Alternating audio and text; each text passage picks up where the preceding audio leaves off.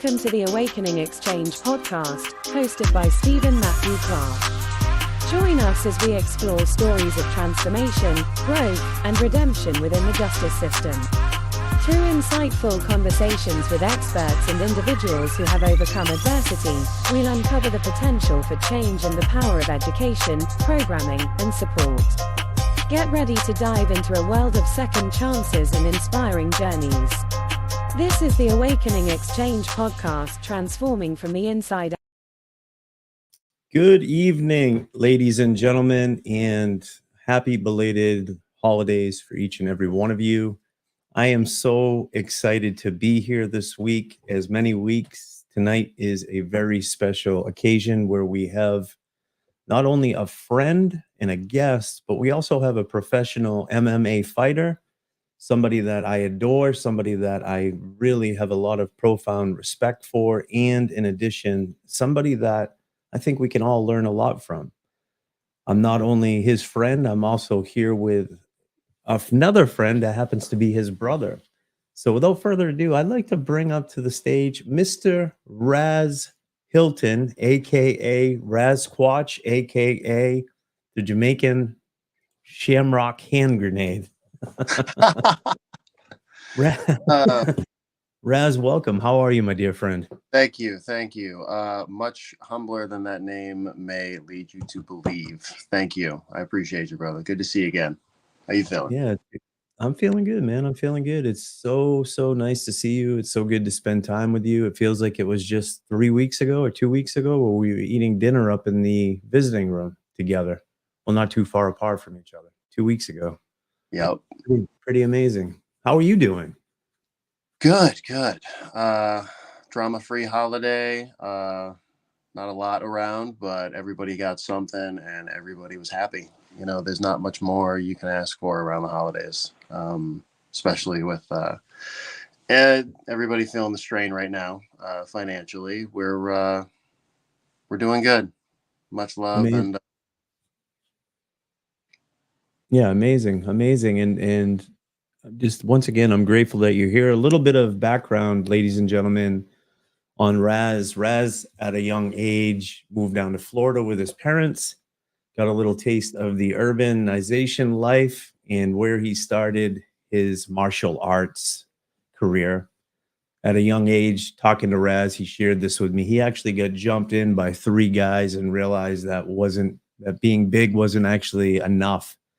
So he started playing around with martial arts, and he learned a formal system of martial arts in his 20s. And he feels like martial arts saved his sanity in his life, which we're going to talk about a little bit more as he went through his divorce. When he started MMA at the age of 27, he really got into the science of it. He dove deep into the science, deep into the discipline, and deep into the spiritual practices that he is currently involved with. And his overall vision is to be a good teacher, to be a good leader, and also his best therapy is to go after it and just get it.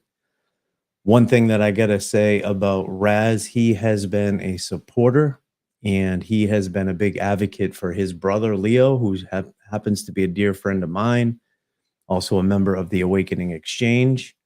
And I know Raz deeply loves and admires Leo, and he admires all the work that is being done here at the Maine State Prison. So with that, Raz, why don't you share a little bit about that journey with martial arts, that journey with learning more about yourself, that journey about peeling away the layers, and that journey of getting to where you're at today, my friend? yeah, glad to. Fortunately, martial arts and a lot of the esoteric concepts fit right in with a lot of our spiritual upbringing. I don't know how deep Leo's gone in with the Rosicrucian Order and explaining all that, but there were a lot of parallels in the way to present yourself, the way to appreciate knowledge. And when I say present yourself, I mean as a student at all times. Whether you are a student or a peer or a mentor in relation to anyone else, as a martial artist, always being a student is the most important part of it. And that tends to translate to a number of different areas in life. So when I find myself lacking at any point in my life, I'm always looking for someone to help to point me in the direction of the resources required. One of the great early lessons I had that translated in martial arts and from our dad was making sure to learn from everyone. Even if the only thing you can learn from someone is what not to do. Yeah. Thanks, brother. Appreciate you. So taking that through and getting to a certain point, as I said, in my mid-20s is when I started really getting hungry for having a system, having some type of foundation in martial arts. I realized that the general concept of traditional martial arts, just by itself, without delving really deep into it, doesn't give you a really good understanding of street level self-defense, what that art is actually trying to teach you, where you can take this athletically. There are many different ways that martial arts can bring you, and trying to figure out how to properly diagnose which of the main veins any particular martial art resides in, and what of that material is street level self-defense, what is combat sports effective, what is art, what is high flying acrobatic athleticism. Martial arts encompass all, and being able to diagnose and dissect all of this and figure out, okay, what is all of this and what do I personally want to take in and utilize for what I'm going for? Because eventually everybody's got a hero, and mine growing up was Rafiki. I watched The Lion King. I saw that little Boone whooping hyena ass, and it was amazing. But Rafiki was also the shaman who raised up the son of the king for his blessing before the entirety of the community. And very early on, I recognized that there is a power there that lives with joy. And I don't see that much in our society, and we build up with a money-based life. And don't get me wrong, I realize this is the tool that we have available, and obviously we got to work with it. But with an eye to the future, that was what I took from that story. So I want to be that crotchety old man who's still laughing about life and still able to provide that utility, not just physical or monetary utility, but life utility, which don't get me wrong, there's a lot of conversation around that. I just I don't feel it in all the places, and I do with you men in particular, seeing you do follow Rafiki, he knows the way. Seeing you all in your hospice work, seeing you working on your doctorate degrees, your masters, and coming into a talent show and hearing a joke about a wedge of cheese. All right. The utter profound levels of work and effort and everything that you do to get to the position you're at right now, but still being able to find the humor in life and show the gentleness and love that is required, the compassion that's required to utilize this knowledge that you've acquired. That is what I see as the power in people who, maybe Rafiki's not the character you found it with, but people who are trying to blend this with, again, whooping that hyena's ass.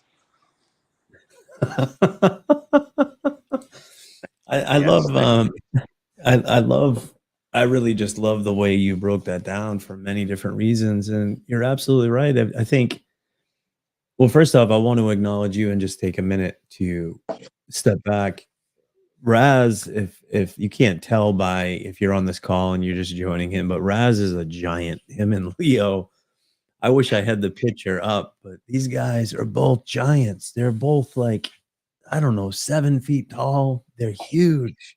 It's only Six, I don't know, 6'7", but they're huge. Their shoes are like 2 computer screens across, you know? So these guys are just monsters, and standing in between them, I felt tiny. I really did. But they're two of the most humble, sweetest guys I've ever met in my life. Leo always takes his time and he'll drop what he's doing to help somebody else. He always will go above and beyond to help this facility. And Raz is the same way. Raz is always taking his time to support his brother. I've never had a bad interaction with this man. It's always complete radical humility. And these guys, I mean, resilience. The word resilience comes to my mind right now. It was just a hit right from source. Talk about your resilience a little bit, Raz, and the resilience where that resilience comes from. I think I can do that with giving you kind of a synopsis of my last year. So during the spring, I was able to make history and capture the Cage Titans Heavyweight Championship. First time they ever offered it. I went in against a former D1 athlete who was an absolute tank, Brendan Battles. What kind of a name is this? Dude came out of a comic book or something. So I go in, we go at it for a minute, and then he gets on top of me. I'm in mount on bottom, under mount, getting pieced up for a bit for the rest of round one. Come back in round two. He tries to do the takedown thing again. I stuff him, and I go on this 30-something strike combo, and he just won't go down because we're both tired as hell from that ass whooping in round one that we gave each other. And he had burnt himself out a bit, and I'm just chugging away, and the ref had to step in because he's too tough to go down. That was how I won the title. How I lost the title was during round one, getting this eye right here fractured. I took an overhand that I shouldn't have been there for. I went down, got my way back up for a short minute, started an exchange, and then went face first into something that should not have caught me. But I wanted to fight, and I ran to it without my hands up to protect myself. So I ran directly into the shot that fully cemented the amount of damage in this eye. And went down, and I must have lost consciousness for a couple of seconds because I remember blinking and opening up my eye while I'm back up on the canvas. Well, with my back on the canvas, and while I'm looking up, and I see him across the cage from me. And after watching the video, I know it took a couple of seconds for him to walk over there. I saw him across the cage from me, and all I could scream was no, because to me, it didn't matter that my face was broken. It mattered to me that I couldn't get up and finish the job. It mattered to me that I had gotten to this point and I couldn't hold on to it. So, hi, Michelle, from all the way from Chicago. Thank you for signing in. So I have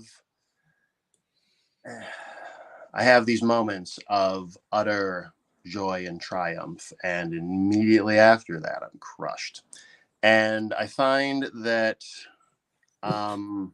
as I'm trying to get the chemistry going to where I can consistently come out as the guy who's triumphing and performing the way that I want to see, replicating success the way that I want to see done, as I'm constantly striving through this, I've realized over the course of this year that my going back and forth has been tied to a type of masochism that makes it so that as much as I want to go out there and be successful and do the right thing, and I've had some great coaches, man. I have some great people who have taught me some amazing stuff. And sometimes I go out there and I do exactly I never do exactly what I'm supposed to, but I do most of what I'm told. And there are other times where apparently I just want to get hurt so bad that I don't go out quickly and initiate the game plan. Mm-hmm. And therein lies the difficulty, because again, as I'm sure you've been over with Leo, those of us who grow up in households, especially with regimented abuse, but with regular abuse, you tend to have some level of masochism that motivates you to grind through things that not everybody is going to have, whether you call it grit or toughness or go get it or positive mental attitude, whatever it looks like to everybody else. You and I, and those of you out there who have been doing the same thing, know that there is a level of, if I can take it, I'm being good. And it really, I've noticed in areas where I'm not proud to see it, but I have to admit it's there, it has affected the way in which I execute or do not execute the game plan. There is, I mean, what can I say? I'm literally choosing to get locked into a cage with somebody else to go have a violent conversation about who's dealing with their issues better at that particular moment. I've deliberately chosen to exemplify your daily struggle for a few minutes for money, just so that I can get my therapy in. That's emblematic, I think, of a big portion of our culture and the work till you die type of attitude that we have just come to accept as the way of being. I think that in and of itself is a big portion of why we accept the incarceral system the way that it is, and we accept so many of these systems of oppression as they are, because it seems like that's what we're doing. We're just going to continue internalizing the oppression, inflicting violence on ourselves, and acting out crimes. Now, we do this on a daily basis in business practices, and it may be more obvious to you guys in there, but a lot of what we do out here is mirroring it. And I see that more and more the longer Leo's been in, the longer I've been in, the more I've talked to you all and had my nephew in my life more, and just having you all be so open and honest about your experience, I'm recognizing how much across our culture we have this continued, again, history may not repeat, but it does rhyme, and it rhymes very, very accurately over and over again, ringing the same bell. That's right. That's right. You're absolutely right, my dear friend. And what a beautiful way to describe resilience. Somebody in here said, I'm on a journey constantly to work on myself, similar to you, things that we've talked about briefly. I mean, we haven't had long table talk discussions, but we've talked enough to get to know each other a little bit. And one of the things that I realized, like manipulation, right? It's like, say that again, Raz. You broke up just a little bit, my friend. We hit the salient points very quickly, you and I. That's right. We hit the salient points very, very quickly. And I think one of the things that I'm realizing, like, the word resilience or manipulation or these things, it's like somebody had said that a while ago, like, you're a manipulator. And like, yeah, no shit, I'm a manipulator, my man. I grew up in a household where there was a lot of abuse. My father was, never really there. My mother's the one that held the house down. And to get my father's love, I needed to manipulate. It was a learned behavior. And my job now is to unlearn these behaviors or utilize it in a way that's healthy and good. And it's the same thing with resilience. You said running into the ring, running into a punch, the way that we operate in the world and where the root of that is. And a lot of it does come from that early childhood of trauma, the adverse childhood experiences, the stress that we grew up with. All of that is embodied. And when we talk about martial arts, I love the way that you described it. I like the essence of martial arts being almost like physics. And you think about martial arts as actually like being energy, right? So that's what it is. It's a transfer of energy. And I think about the master. I can't pronounce his name. Rafiki, is that his name? Yeah, Rafiki. Yeah, The best one. Rafiki. When I think about martial arts, I think about Bruce Lee, and I think about the energy, and I think about not hurting anybody, using it more as defense, almost like Kempo. And I think about Ooh, life, some some styles. some styles exactly. I think about life like martial arts, really, because life is a transference of energy. It it sometimes requires us to be on the defense. Sometimes it requires us to move forward and give force and give energy into something. And there's a lot to learn within martial arts themselves that we could actually take into our lives, right? So with you, I admire you and I admire the work that you do, and I admire you in the ring. Ladies and gentlemen, if you don't know this about this man, like I said, he is about 7 feet tall. He's got shoes the size of what I say, 3 computer screens long. Good Lord, Leo that gets green every time. Leo has some of the nicest shoes in the joint. He doesn't have to worry about anybody taking them because nobody can fit into them. Who's got? Those, Come on. Man. it's the truth. It's the truth. Yeah. But if you don't know this about this man, he is a humble giant. You can't tell by looking at him right here. But I want to show you, Raz, I want to show a little clip of one of your fights and just show everybody like just you in motion, okay? I want to surprise you with this, so I'm going to bring this up real quick.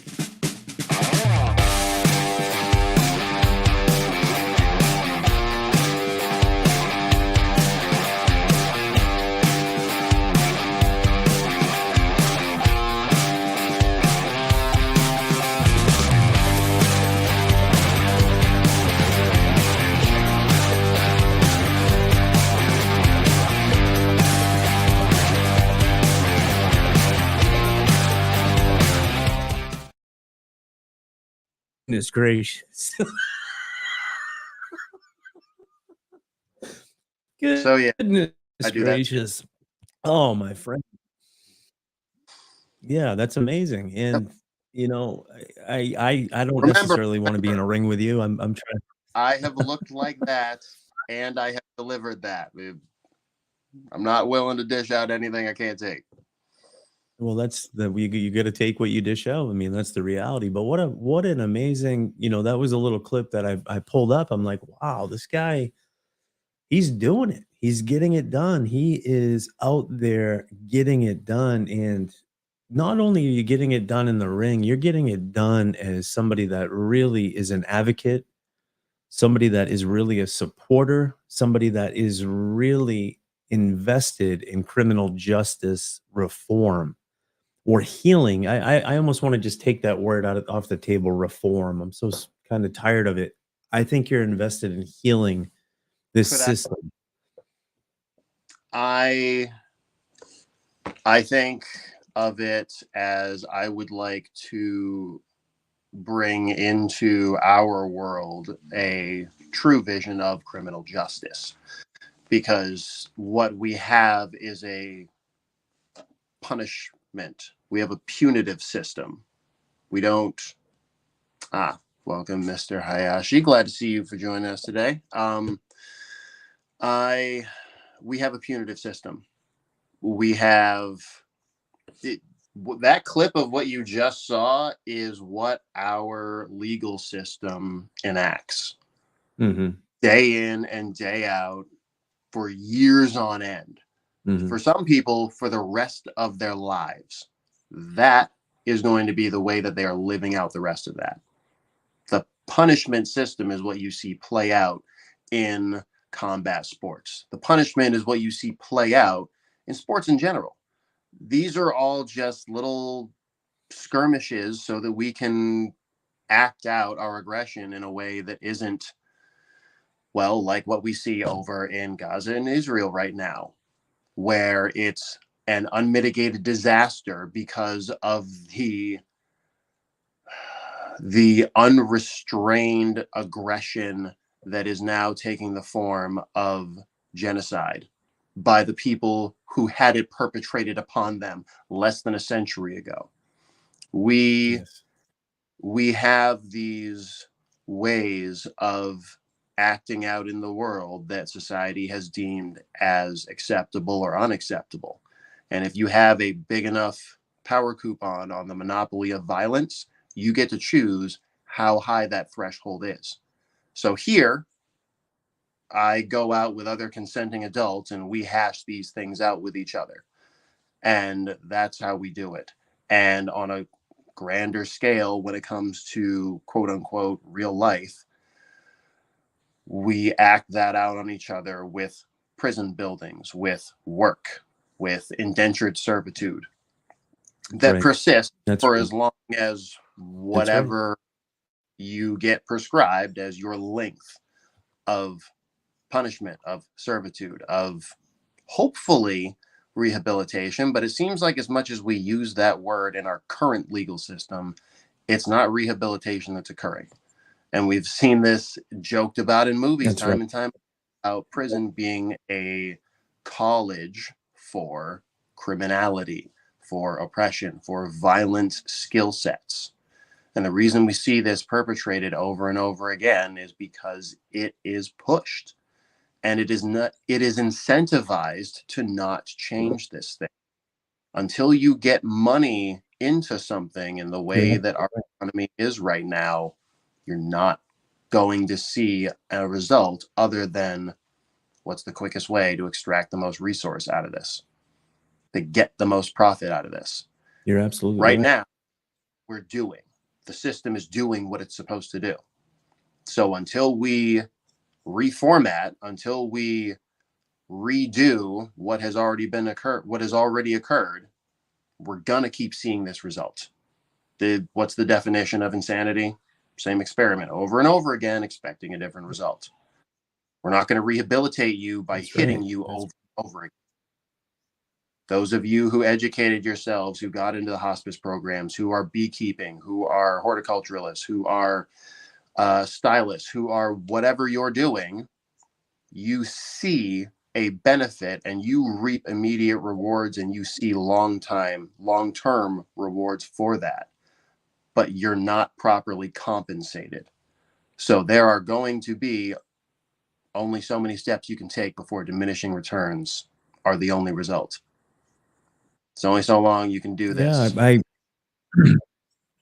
you're absolutely right. I've been questioning for a long period of time, at what point in time does this experience become detrimental to one's consciousness and psyche? Meaning, how many years does it really take to rehabilitate somebody? How many degrees does somebody have to earn? How many people does that person have to help? How many years without a write-up does the person have to go? And for me, there's like an overextension. I think, first off, I think incarceration needs to be intentional. You can't just lock somebody else. You can't just lock somebody else up and expect them to get better. You take a car into a dealership to get fixed, Raz. They do diagnostics. They put it up on the lift. They do the work. The car comes down. It goes back on the streets. What they don't do is take the car into the dealership, do diagnostics, put it up on the lift, let it sit there, and not only let it sit there, but throw things at it and throw more things at it and then take it down without doing anything to it, send it back out on the streets. What happens? The car comes right back into the shop again. And it's a perfect, I think, metaphor for incarceration, because so many times people come into the system, it's not intentional. They lay in bed most of the day. They have video game systems. They have TV people watch. And that is what people are invested into, unfortunately. And it's not themselves. I see guys like your brother, you know, and I tip my hat to this guy. He works every day. His lights on late at night, every single night, doing schoolwork and working, thinking of ways that he can help this system. And, you know, those are people like Leo are people that I hope see get another chance in this world because they're people that are earning it and they're working towards it. So the question that I had was, what point does it become detrimental to our consciousness? What point does institutionalization really kick in and it start affecting us in a negative way? And I just want to say this: incarceration, while it's probably the worst thing that's ever happened in my life, it's probably one of the best things that's ever happened because it's where I found myself and it's where I got myself together. But nobody did that for us. Nobody did that to your brother. Nobody did that for me. They provided us a lot of motivation within. Do you see that in your maybe from your perspective? Because I'd like to bring Leo up here shortly. I'm interested to hear in your perspective from the outside in. What have you seen for a transformation with your brother? And in that transformation that you've seen with your brother, what is it? What have you seen, heard, and felt? What have you seen, heard, and felt during that transformation? Hmm. That is a much more complicated question than I think we've got time for. But let me try to break this down a little bit. So uh, early on, shortly after he was incarcerated, it was obvious that the trauma had him mentally locked up, even before the physical reality set in. Yeah, happens at different times for different people. Yeah, it does. And it took Yes, it does, Mr. Leo Hobb. probably probably took about 5 or 6 years before I saw a please remember that comment for later. I want to talk about that. Mhm. It was probably about 5 or 6 years before I saw in him what I would consider the shift from living out a life of defensiveness and constantly being on edge and living out that prototypical prisoner experience to wanting to not be that anymore. And not just wanting it, but actively taking steps to find a way to not continue to live out those characteristics, because we we got very, as I said, regimented abusive experiences, and it was only logical from that position to think, oh, if I go in and I just continue to get hurt and hurt other people, then I'm living out what I deserve and everything's going to balance out. Everybody will be happy. I'll be suffering. Everything's great. Um, those were the scales that were being looked at before he started truly accepting the help.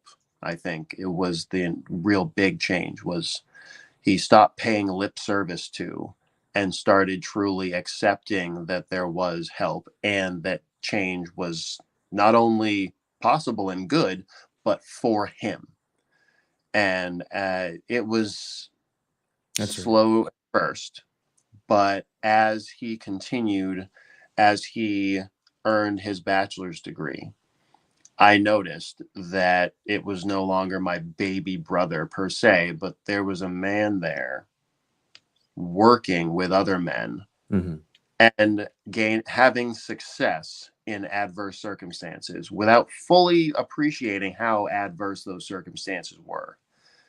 And as I saw him work through his master's degree and get certified in the hospice program and seeing you all at the talent shows, hearing him sing and play guitar and write, the Like, I was getting indoctrinated as a child into Khalil Gibran and Walt Whitman, and I'm hearing my baby brother coming out with strong prose and with lilting phrases, as he was told to have.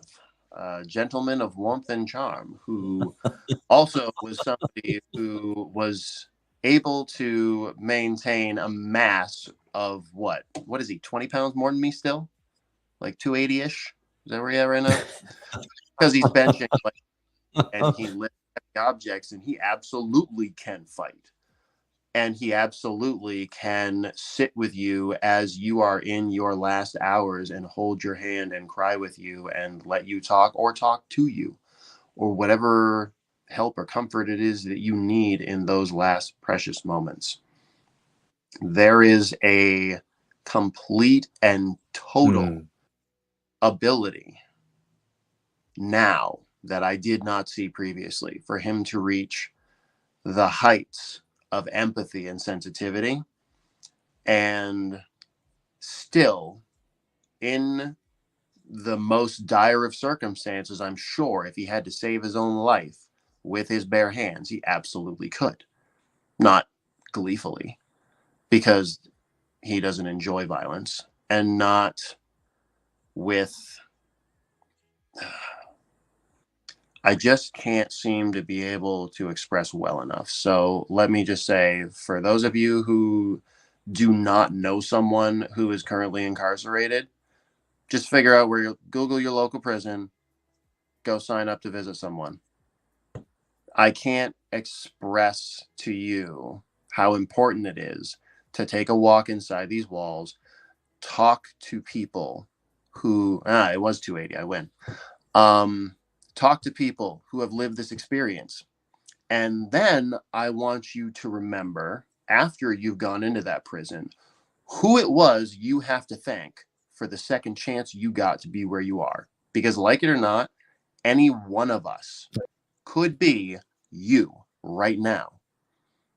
I can't tell you how many people I've spoken to through manufacturing, through the trades now for the last couple of years, through retail, through lawyers I've met and law enforcement and whatever job you've been in. I can't tell you how many people who I've spoken to who said, oh, I don't know where I'd be if it hadn't have been for such and such who let me off when I was drinking that one time when I was 16, or I got into this fight down at the bar and somebody got really hurt, but the other guy didn't press charges, or I was late on a ticket and I didn't get my car impounded, so I didn't miss work the next day and then lose my job and go through the cascading failure of that. Any one of us, most Americans are what, $400 from bankruptcy at any moment, or $400 away from absolute catastrophe, because we're all living paycheck to paycheck. And absolutely all of us have been one step spending a double-digit amount of time behind bars. It only takes 30 seconds to go to prison. None of us is the worst decision we've ever made. And none of you are either. Because everybody out here who can say, I'm so glad I got a break from officer whoever, Mr. or Mrs. whoever who was a teacher or a guidance counselor, or my older sibling or cousin, I can't tell you how. Please turn around, thank whoever that was. And then remember that if it wasn't for them, you could be out there filling a seat. Absolutely any one of us can be. There is a two-tier system, and too many of us are on the absolutely lower. And positive. That's my argument. That all of us are down here only a moment away from being you and having no recourse, no second chance, no real genuine opportunity for the rehabilitation that we are asking and demanding of you while you are in there being punished. Now, yes, absolutely, I'm not saying that punishment doesn't need to occur. I am saying that when you lock people up and throw away the key, what you get back isn't people. What you get back is broken people. And that's no way to rebuild a society and You're to absolutely repair right. the damage that you've done, or to set you up to come out here and fix anything when you're done. You are a great examples, and I'm glad for you, and we hold you up as the lights that you are. But this is easily replicated success if we simply provide the resources to make sure that while you're in there, it's something that can be done. So you have all of these programs that you're working with, but also we want to get you back out here and not continue to pay $80,000, $90,000, whatever it is, to keep you there. What I want is more of you who have already proven your qualification to be on this side of the line as tax-paying citizens, helping us to fix this mess, because that's what we have. And we have qualified professionals with degrees and hours. That's right. Who are not capable of providing all of this care and all this expertise that you've worked so hard to cultivate. That's why we fight for parole, not because it's the end all be all, but because it's another step closer to getting to actual repair, restoration. I don't know how better to say it. Yeah, I see that job security, but I want a longer term real job security where we don't have to fight over jobs. We have to fight over nothing. There are a lot of people who are doing good work. It's so beautifully said, my dear friend. So you back, we'd be further along. Yeah, that right there. Sorry, I interrupted you. So beautifully said. I think if we no, you're fine. You're fine. I appreciate it. I love listening, and I love your thought process, and I love the way that you're thinking. I mean, essentially, Bill Hobbs nailed it on the head. He said that everybody's 30 seconds away, right, from being in here. And it's so easy. I think we live in a society, there's so much suffering. People are suffering so much right now that it's so easy to detract the attention from ourselves and put it on other people. And they do it at the prison. There's people that do that at the prison all the time. They have so much suffering going on in themselves. They're talking about everybody else. We call it blue chair chatter. That's what it's been coined by a friend of mine, because all the chairs in the prison are blue. So everybody sits in the chairs and they politic and they talk about everybody else. But the truth and the reality is we're only as strong as the weakest in our community, right? And rather than, what did Martin Luther King said? He said, we need to learn to live together as brothers or we're going to perish together as fools. And that is absolutely and positively the truth. What I'd like to do is I'd like to just do a little short break, just with some announcements for our sponsors. We'll come back on. We'll see if Leo will join us on stage for a couple minutes, if that's okay. And just so much love for you, Raz. Inspiring and transformative stories, we want to take a moment to extend our heartfelt gratitude to our incredible sponsors. Their support makes it possible for us to share these powerful narratives with you. Firstly, a huge thank you to Sutra. Sutra.co is redefining the world of online learning. With its modern social learning platform designed around groups, Sutra makes it simple and flexible to handle every aspect of your course or workshop. Next, we want to express our appreciation to Exchange Approach. Exchange is pioneering in the field of human potential and transformative facilitation. For all the change agents out there, Exchange is your go-to resource for unlocking human potential in every gathering. Last, but certainly not least, our thanks go to Flickshop. Flickshop has revolutionized the way we stay connected with our incarcerated loved ones across the country. Flickshop's commitment to keeping families connected aligns perfectly with the values we share at The Awakening Podcast. With the support of these amazing sponsors, The Awakening Podcast, Reentry United, continues to bring you stories that inspire, transform, and connect. Stay tuned, stay inspired, and a massive thank you again to Sutra, Exchange, and Flickshop for their incredible support.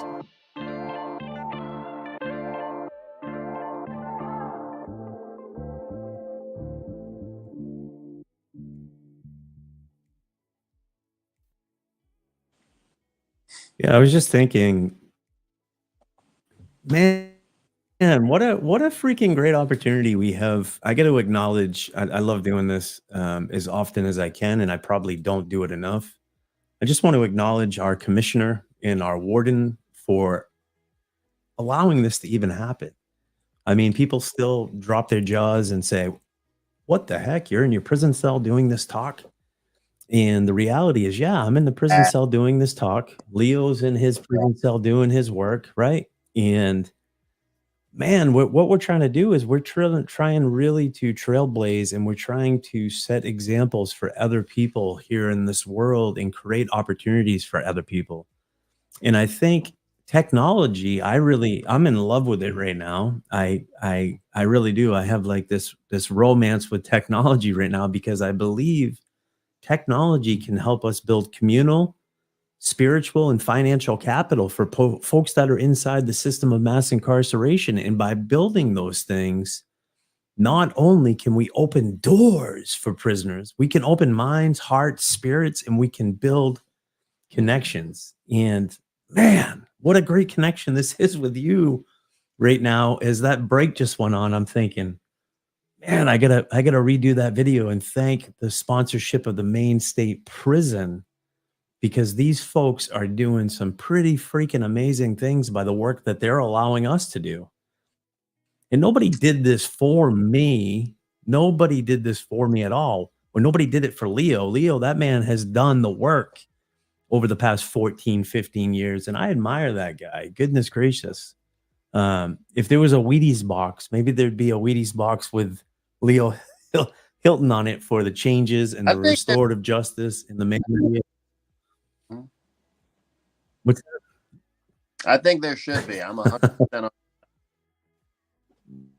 Yeah, I'm with you. And I'm always learning. Leo was in the pod the other day. He was helping out one of the older gentlemen, and I'm always having little learning lessons from him. And I have a challenge sometimes where I'm not conscious enough of the systemic racism and some of the things that go on. So I have a tendency to be playful and say things, nothing like, I don't consider it bad, but some of the things that I say are not mindful enough to match where we need to be. So Leo's my accountability and partner in that. And he's always saying things that lift me up and make me think a little bit more. But what I'd like to do, I'd like to bring Leo up onto stage and just kind of get his perspective a little bit. I feel a little bit intimidated right now, ladies and gentlemen, because we are going to be surrounded by two giants. Without further ado, my friend, Mr. Leo Hilton. So, hi. Leo, how are you, my friend? I'm doing well. And the beautiful thing about Zoomland is that we're all the same height when we join the screen. Hey. See that, Steve? You're a big man, too. Hold on. That's it. You're going to lean into the computer. Yeah, absolutely. No, wait. He's the tall guy. It's good to see you, Leo. What is he's a tall guy. What is the this is your brother has been extraordinary. I've seen him over the years. What's been the greatest gift that you feel like you've received from your brother over the time? The gift of his trust and his participation in my healing. So we had a visit this morning. We were able to sit down. It was the first time in a long time where it was just me and him. And having that shared experience growing up the way that we did, with the level of pain that we did. He's 2 years and 2 months older than me. And so there was a moment a few months ago where he brought his not so little ones up, and through coming together, he and I, to talk through a little bit of what we went through, we were able to encourage together his young ones, to be together and to support each other. And it was in that moment that I realized just how much clearer his memory can be than mine in some of the ways that we did show up for each other. Because one thing that this system does, one of the harms that isn't talked about very often, is how separation, right? The separation that exists in the way that our families are victimized through our victimization of others and ourselves,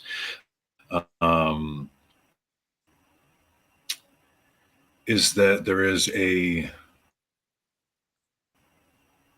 through that distance, there were times where I was mad at my brother, right? Because I didn't remember the ways that he showed up for me, the way that you showed up for me in those times when I needed to get away because I couldn't take it, because I was 2 years and 2 months younger, and extremely sensitive to how wrong, yeah, no, but how wrong that environment was. I was extremely sensitive to it, and you showed up for me in ways to help me find space and to get away, even though I entered another carceral system, the foster system, that led directly to the prison system. You showed up for me, and reconnecting helped me and has helped me see and feel that. And so you showing up has helped me in my continued healing journey. So yeah, presence and trust. Absolutely. 2 big ones. Absolutely. And positively. Incredible. Love you too, man. Yeah, it's Leo. It's really nice to hear that, and I hope anybody that's watching this show that is supporting somebody that is in the system of mass incarceration. Leo, again, is somebody that I consider a friend. He's a mentor. He's somebody that's accountable. He's somebody that's trustworthy. He's somebody that, somebody within the system of mass incarceration that you can really count on. And you're hearing him say that the love and the support that he's got from other people have provided him that space, and Raz has given him lots and lots of that love. And what I just want to say to both of these guys, it's so beautiful to see your relationship and to see how close you men are as brothers, and the things that you can the vulnerability that's involved in your relationship. How long did it take you guys to get to that point where you could actually have a deep, heartfelt conversation that was vulnerable, honest, and you separated yourselves from the ego and the machismo-ness, the toughness, where you could really just open up and show each other who you were? You want to take that one first?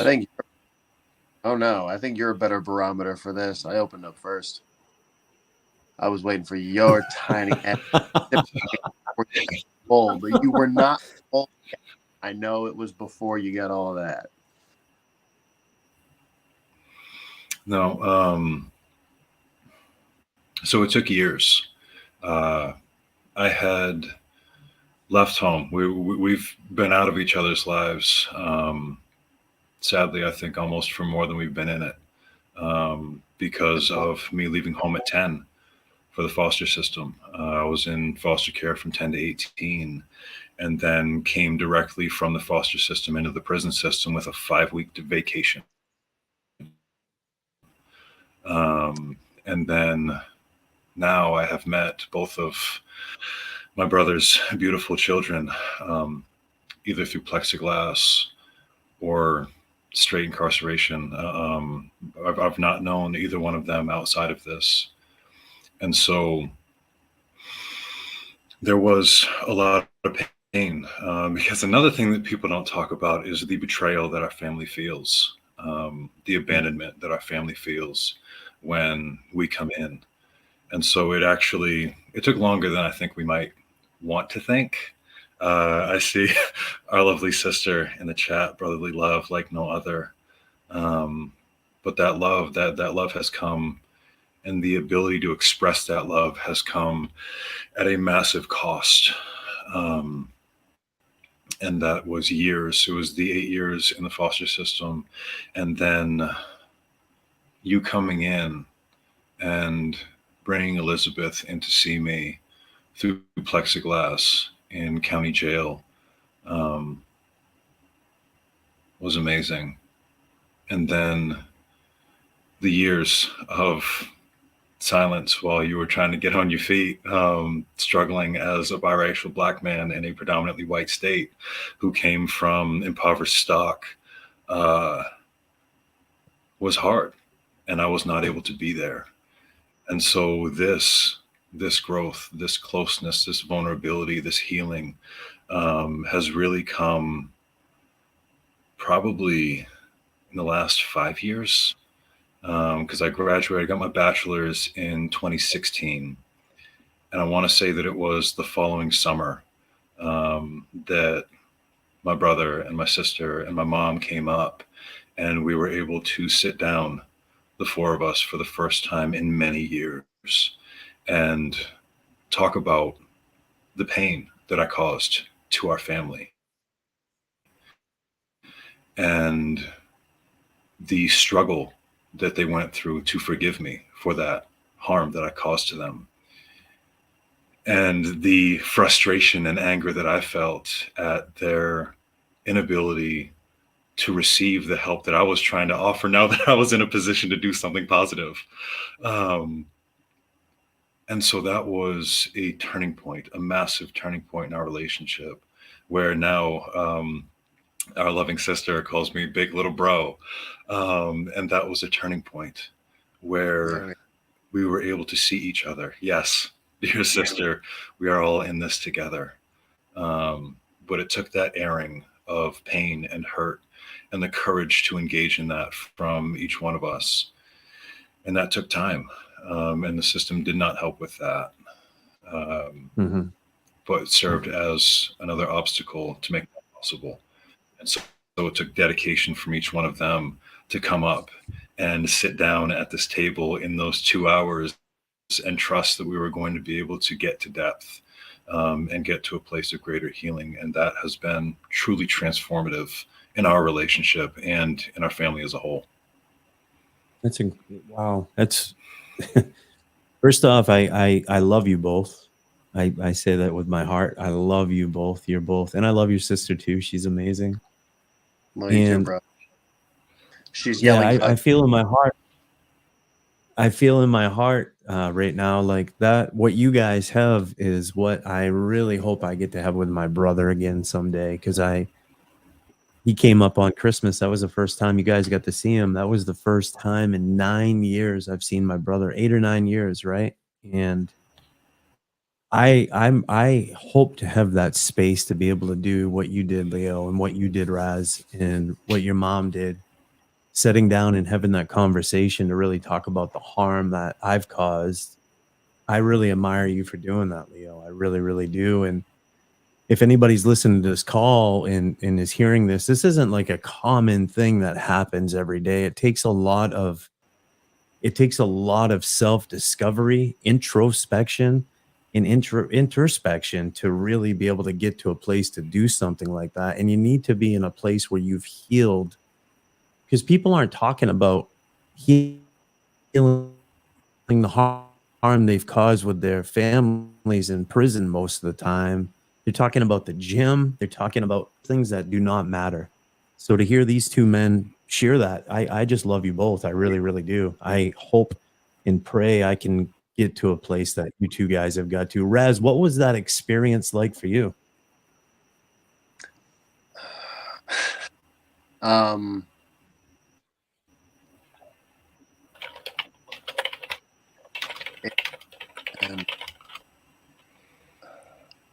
see, I've had a lot of people come in and life, and I've lost some really important people, especially recently, last couple of years. But there's the I feel like so many people like me have been robbed of the opportunity of experiencing my brother's rehabilitation. As he explained, as he just said, with my children especially, I feel that because they don't get to see what he's become.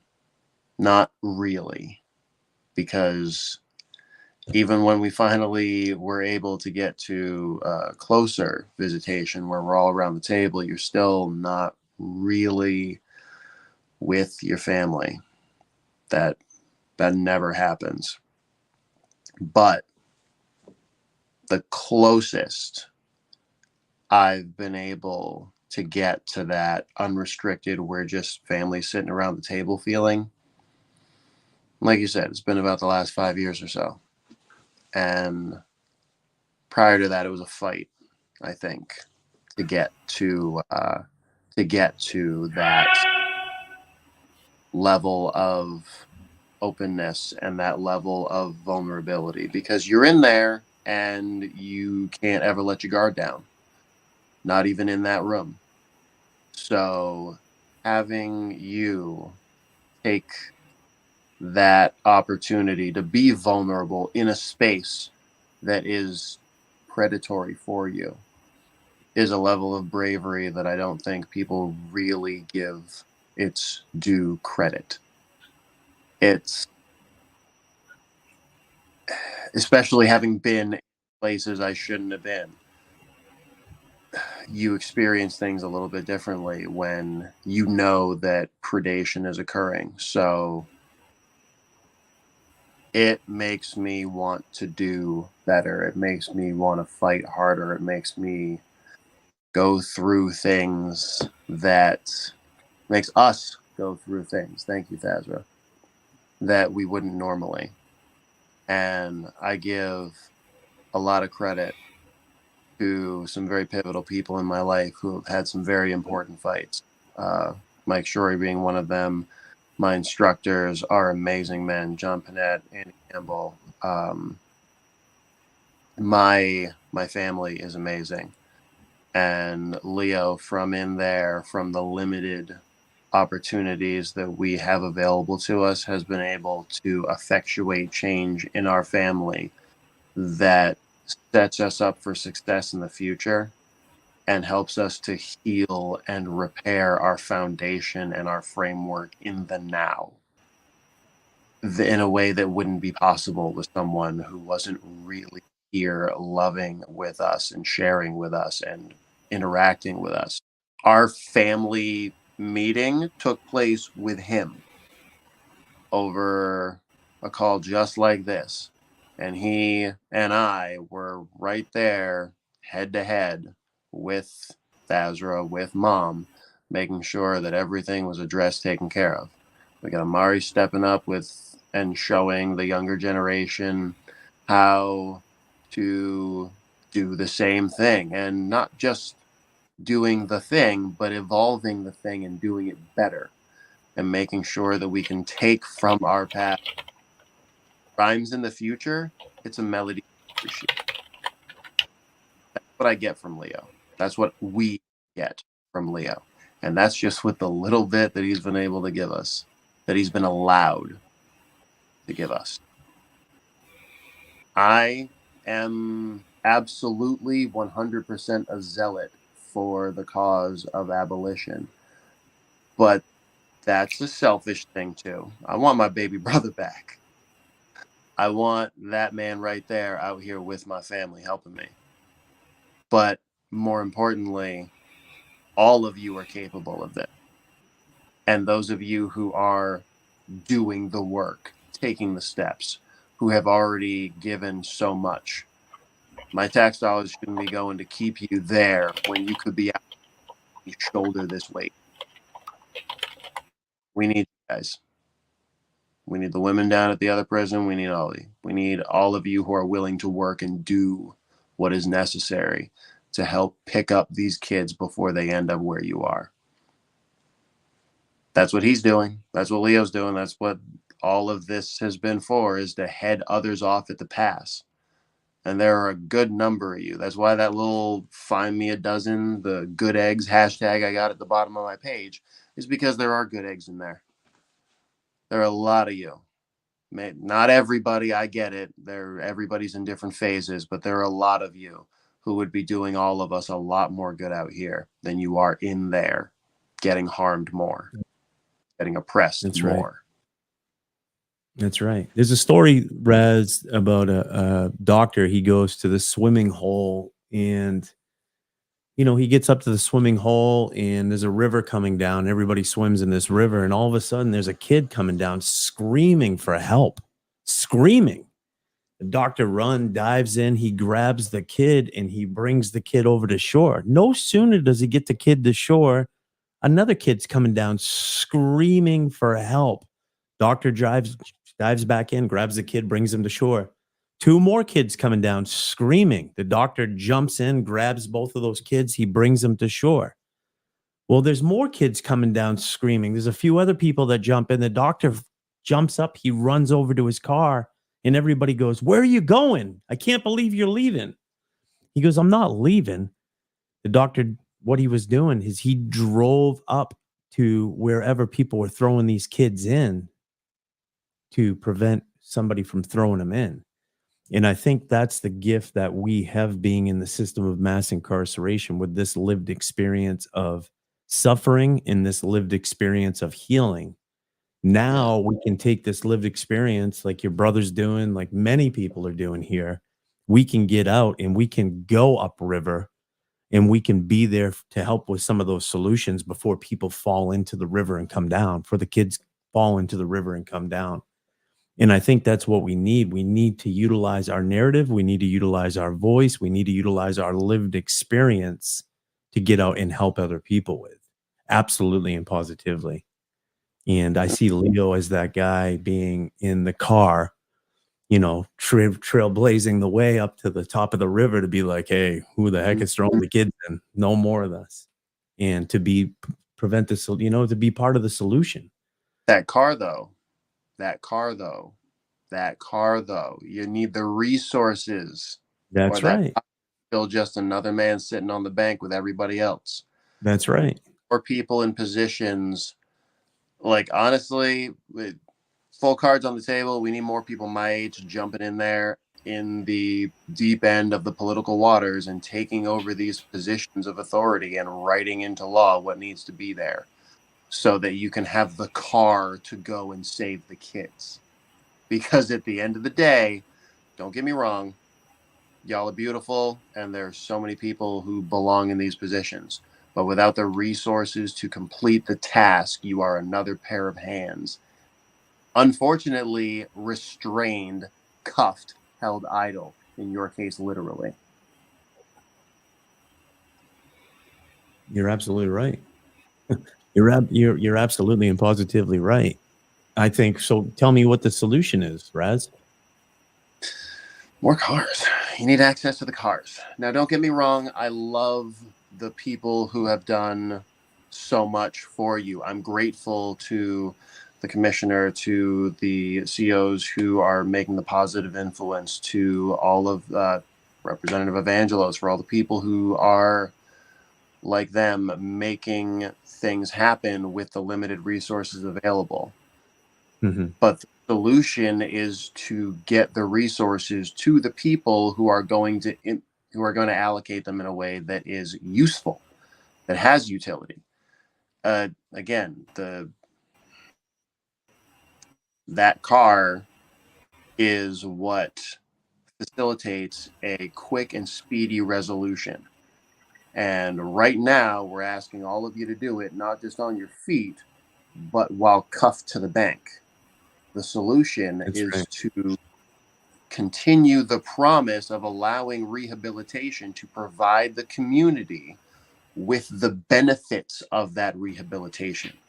Those of you who are already in a position should be out here serving a sentence with us, with your family, helping us to keep things in order and to get the rest of our house, the state of Maine, in order. There are hundreds of millions of dollars that can be reallocated to this function. Hell, I I don't know how much you were paying attention to the other measures on the ballot, but I truly mourned when we didn't buy out the power company, because that's that much more money going over to Qatar, to some oil baron, to extract more wealth out of us. So we're over here paying the electric bill, which is continuing to skyrocket for no apparent reason, to watch that money disappear instead of fixing one of the worst serving power companies in the country. We're doing the exact same thing with you all. We're pissing away resources left and right and wondering why we can't do anything. What we need is to stop wasting and start doing what all of our betters have told us that we're supposed to be waiting to do, which is buying into your own success, research and development, paying your employees better, making sure that the equipment works and is top of the line. That's we right. invest in the people and places that need to be at a high level of success. We put those of you who are necessary on the front line. So again, the children are our future people. We head them off at the pass that is leading them into gangs, into drugs, into unrestrained violence, into all of these places where it's just wasted. This is where I agree with you, and why I constantly explain how you can absolutely apply martial arts to every facet of life, is because martial arts is life.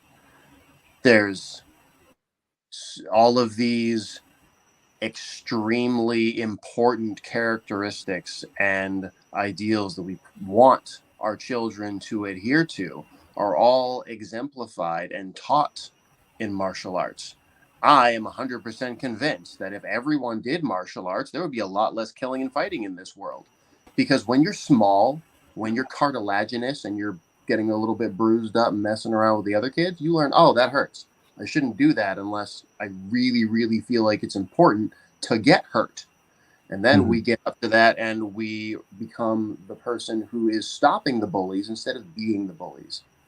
We continue to evolve that mindset in a way that happens at a conversational level rather than a bombs and missiles level. This is what martial artists have, is we fight with our friends because we know we don't want to fight with enemies. We don't want enemies. We don't want wanton bloodshed. That's not what we're here for. We're here so we can take all of these high-minded concepts and make sure that we can get to the kids early enough so that we can explain to you in one quick sentence, hey kid, discipline is me not having to tell you no. You tell yourself no when it's correct. You tell yourself yes when it's correct. You don't know the answer, I'm right here for you the whole way. Right. That's right. And it's just as simple as that when you get there early enough. When you continue to allow the situation to devolve into where you're, again, it seems like the right idea to drop you in a cage for adult timeout until I'm ready for you. What? Well, this is the thing that I want to say real quick, Raz. This is the thing I want to say real quick. No, this is okay. When somebody goes into the hospital, what is the greatest outcome that could happen? Come out healthy. You come out healthy. Thank you so much. Brilliant. So we go into the system of mass incarceration. What's the greatest outcome that could happen? Come out rehabilitated and ready to do good. Come out rehabilitated. So doctors in the hospital, they're working to get that patient back to a place where they're healthy, they can function, their ADLs, activities of daily living, are up to speed where they can get out and take care of themselves. So I can't believe we're in a world of mass incarceration, a system that they called corrections, and the job isn't looking at us like, I want to get this person better and get them out. And they're not excited when we're better. In fact, when we get better, it's like they want to do things to exasperate the problem that we came in here with in the first place. So it really takes, go back to the word resilience, Leo. I've seen you do it time and time and time and time and time and time and time and time and time and time and time again in this place. It takes a lot of freaking resilience, because we're not in here with doctors that are our biggest cheerleaders wanting us to get better to get out. There's some, I'm not going to say, I'm not trying to be hasty and do a generalization of everybody, but it's not the majority. It really is not the majority. And the crazy thing is, and the other, I think, bizarre thing is, you have like the good old boy system that is not rooting for us to get better at all. In fact, they're about punishment, punishment, punishment. And what's the little bit disturbing is some of these really progressive people that are in these places claiming they're progressive. They're saying your sovereignty and your autonomy is really important. So you run your departments how you want to run them. I'm not going to say nothing. I'll let you do what you do. But unfortunately, these people running these departments are not running these departments for us to be better. They're exasperating the problem. And the other thing I want to say, we all know this with stress. When we're stressed out, our brain does not think in a linear fashion. It can't think in a linear fashion. Think of the last time you were really, really, really, really stressed out. And could you read a book? Could you sit down and read a book? No, you'll read a page and you'll forget what you read. The prison, starting at 5:45 in the morning, when they scream at the top of their lungs, count. That's how we wake up every single day, by them screaming. And it's startling some days. Leo, probably you don't wake up because I can see him as a heavy sleeper. Some days it's like that for me, but that's how we wake up, like screaming count and then pounding on your door if you're a heavy sleeper. And you wake up, you're startled, and your stress response, your sympathetic response is already in high gear, right? And then you go through the day and you have to deal with people that believe in the punitive model. You deal with other prisoners that are really, really negative because there's so much going on. They don't have the emotional intelligence to speak up for themselves. They turn to people like Leo and I to speak up for them. And it's a constant battle. And that's part of driving up the river to stop throwing the people in we also have to look at the systems and come from a very systematic level and start healing the stress that's going on. And we need to start championing guys like Leo that are really doing good work, that have really changed their lives. And rather than finding ways to tear him down and bring him down for something minor and silly, we need to find ways to celebrate each other and lift each other up. And that's the biggest problem with this system. And it breeds. That same mentality breeds itself within this system. And that, I think, for me, in my personal experience, that's what I see time and time again. But thank God for resiliency, because if it wasn't for resiliency, I'll tell you, I've seen Leo, I mean, speaking to you while you're right here, I've seen you do it time and time again, brother. Time and time again. Goodness gracious, it's amazing. If you were in an MMA fight, oh my gosh, you would you'd never give up. No doubt. That's one of the fun things that I have to look forward to. What's that? MMA with your brother? Me. Day that place, man. We have a sparring match scheduled. Oh, boxing versus MMA. Day one. Yeah. I don't even want to see that. I don't believe in violence any longer. Lie. I do not. I don't even want to see it. Not you two guys fighting each other. Goodness gracious. It's like I'd jump in the middle and go, let's meditate, guys. No, right there with Thaz with the popcorn. Amari be in the middle, holding on a maybe. Doesn't matter. Any Raz, any closing thoughts? I'll start with you. Any closing thoughts from you before we jump off this call? Anything that you really want the audience to hear? Anything that's really in your heart? I would like to reiterate one thing, and I want to hope that everyone listening, at least please have the one conversation about this. If you are 35 years old, technically you are of age to run for president of the United States. That means that you can hold a local office. I'm quite sure that the age restrictions are all right there or higher. So if you're here, you and me, we're the new blood. Mm-hmm. If you're not someone in a position who can take one of these offices, support someone who can. It may not be someone who necessarily agrees with you, but we need fresh perspectives. Our current sitting commander-in-chief is more than twice my age. And that is also, I think twice my age is also the average in Congress. In the House of Representatives, it's not much lower. There are so many things that need to be done differently, and we are not going to see that difference occur until we allow our elders to sit at home with us and teach us and allow us to be out here implementing the good works that need to be done. These folks in the prison boxes who are ready to come out here and stop being a burden on the tax dollar can, in fact, completely reverse their financial deficit by being a tax-paying citizen, serving out the rest of their sentence at home. The ones who are ready to be and qualified to be will do us much better out here. And you and I will do much better helping out our elders by doing this work and helping each other get into a position of financial success so that we can do this work. Because that's how we get to the next step. There's more beyond capitalism. America used to lead or used to attempt to lead the world in more than just who's got the biggest gun. We can and should again be a leader in education, in healthcare, in intelligence and arts.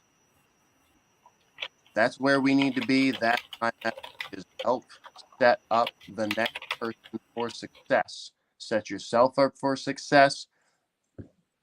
The children are our future, and we are doing them no favors by shirking our responsibilities. One step at a time, in whatever little way you can. Please do the job yourself. Help somebody do the job. Let's move things forward, because on a long timeline we win, but it would be nice if we didn't have to all be old when we got there. Oh, thank you. I had more up here last. Beautiful. Thank you. Yeah, a little bit more up there, but that's AI. The AI can grow hair anywhere. Leo, any my dear friend, any words from you, brother, before we get off this call? Yeah, thank you. I would say that, well, speaking of politics and politicians, this feels like an appropriate time to give a plug for Andy Williams Jr., who is running for president, as somebody who, yeah, point to me, someday. But no, Andy Williams Jr. is someone who believes in restorative justice and healing and grassroots community-based mutual aid. And so go Andy. And also when we're talking about what success looks like from this prison system, I challenge us to step away from talking about rehabilitation and start looking about individual and collective and societal healing. Because what you have seen here, what we have experienced as a family, has nothing to do with rehabilitation. Rehabilitation is a performative metric that does not require change. Healing individual and interpersonal and societal, that is what we need. And that is what is going to make prison abolition a safe reality, right? And so my brother talked about abolition. And for me, for us, for we, those of us who are boots on the ground doing this work, abolition is grounded in community building. It is grounded in increasing community capacity to support people in active accountability, of working to repair the harm that we cause, rather than the passive process of tearing people out, throwing them away. Personal plug, you can read my forthcoming January column in the Ballard, because it's speaking about accountability and the difference between accountability and punishment, and how punishment is a passive process that does not require change. It does not require transformation. It does not require healing or repair. Whereas accountability is an active process where someone needs to take responsibility for what we did and be supported in taking reparative action to work to repair that harm, to heal, and to also expose what unmet need, whether real or perceived, it was that led to us causing harm in the first place. So That's that right. rather than perpetuating the cycle of harm and violence, we interrupt it by providing opportunities for healing, repair, and accountability. Because that so much is what we need. Rather than a system, we need communities who step up, take care of our own, and create the conditions within which we hold ourselves accountable for the harm that we cause and work to repair it. That's right. That's beautiful. And I love hearing my brother up here, and I appreciate you, Steve, for bringing my man up here and bringing the wisdom and love and care that is my brother here onto this podcast. Here for you, Absolutely. man.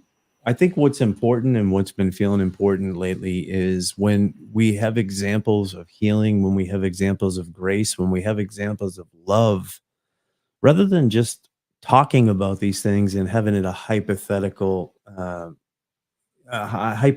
topic that we're throwing around. I think it's really important to put substance to it.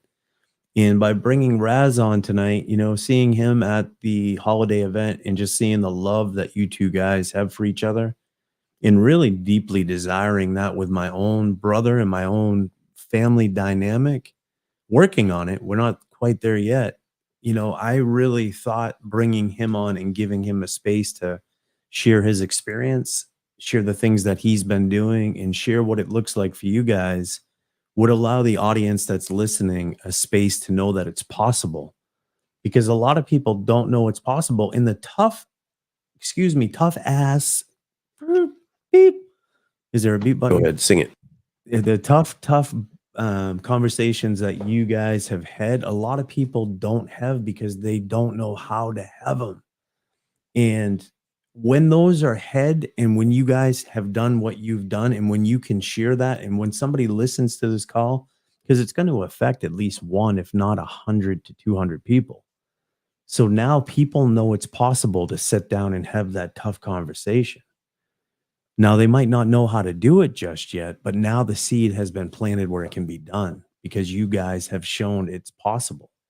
And I think we need more of that within our system. And Leo, I'm not surprised. I'm not really shocked that the system didn't support you in the unfolding of all that. At the same time, I feel sad by that. I feel sad that I went through a similar experience where I reached out to my victim's family and my victim's mom and tried to have a meeting set up. They didn't do that. She just showed up here one day in the visiting room. And it just, the work that we're doing, the work that you've been doing, it really emphasizes how important the work is, that we need to set some things up that give people that space to learn how to do it first off, but to give them that space to allow it to happen, right? So I love you guys, man. I'm really blown away. I just have one more thing, if I can. Of course. Thank you. Yeah. So my fight is with the system, and my invitation is to those within and outside of the system to lean into this co-creation of a more accountable, more healed future, because it has been people inside and outside the system, people who live, work, and run this place, people, beautiful strangers who supported me all the way along the line. It has been people inside and outside the system who have stepped up and not done what the system demanded of them, but have had the courage to lean into relationship and to lean into what is possible, into co-creating what is possible. That is what has made healing and transformation possible. And so, yes, the system, am an abolitionist through and through. It is grounded in community building, and it does not exclude the people who live, work, and run this place. That's beautiful. That's beautiful. But if there has to be, you said this to me a long time ago, like even with the ELU stuff, there has to be a willingness, right? If people aren't ready, it's never going to work. So it's almost like, and I hate to say it in a weird way, but it's almost like throwing around the fairy dust, right? You just leave little trails of fairy dust where you go, and people walk through that little cloud of whatever it is. Let's call it pheromones. Let's call it a level of consciousness that we're leaving. Eventually, people, I think it's contagion. There's a form of, and it's a real thing. When we're doing this work, that contagion catches on with other people around us. And the love that you two have for each other, that's going to catch on. The work that you've been doing the whole time, Leo, in this place, that's going to catch on. People are going to see it, hear it, and feel it. And it's going to create ripples that cause an experience. But my prayer, my hope is exactly what Raz is talking about. It's going to create an experience where you get to go home, my brother, and you get to be there and spar. I can't even believe that's something you two guys want to do. Oh my God, that's scary. How could that? But did you see the video? How long? Leo, did you see the video from earlier before we get off this thing? Did you see the video of your brother? I'm not scared. I'm not scared. Did you hold on? Did you see the hold on? Did you see this? I'm going to show you.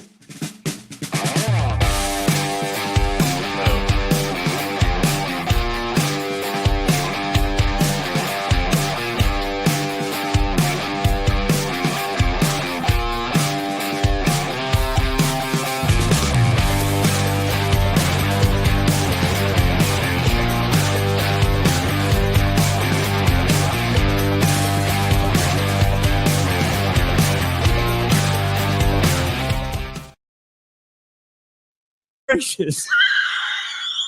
Oh my gosh. No. And you guys I'm look not scared. You look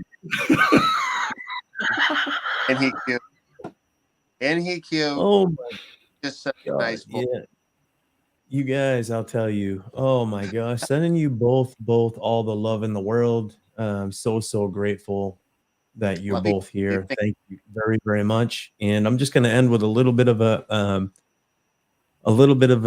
just an announcement. And you guys, I love you very much. I really, really do. I love you. I love you. I love you. In a nation where over 2.3 million individuals are confined within the walls of our criminal justice system, the stark reality is that an alarming 76% of those released find themselves back within these very confines. This cycle of recidivism is a revolving door of suffering, straining communities, and depleting resources. A comprehensive reentry approach is the missing link in this chain. The Awakening Reentry Training is that link. This groundbreaking initiative is designed to equip families and reentry organizations with the tools they need to guide individuals on their journey of reintegration into society. The Awakening Reentry Training stands out not just for its expertise, but for the lived experiences of those at its helm. These are individuals who have navigated the labyrinth of reentry themselves. They bring to the table a unique perspective and understanding that drives the authenticity and efficacy of the training. The Awakening Reentry Training is no ordinary program.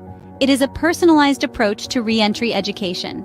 It recognizes that each reentry journey is unique and tailors strategies to fit individual circumstances. Its comprehensive curriculum covers everything from legal landscape to mental health concerns, ensuring that no stone is left unturned. But Awakening is more than just a training program. It is a platform for ongoing support, fostering continued growth and empowerment beyond the training period.